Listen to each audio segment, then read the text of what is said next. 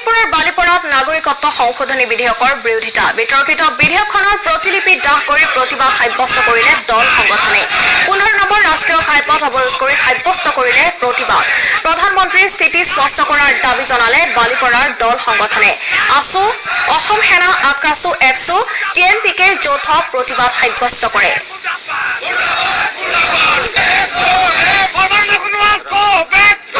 যিখন জাতি ধ্বংসী যিখন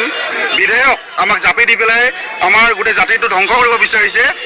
এই বিলখন এই বিধেয়কখনৰ আমি তীব্ৰ প্ৰতিবাদ কৰিছোঁ আজি ৰাঙাপাৰা আঞ্চলিক ছাত্ৰ সন্থা অসম সেনা উদ্যোগত আপছু আক্ৰাসু আছা আটছা এফছু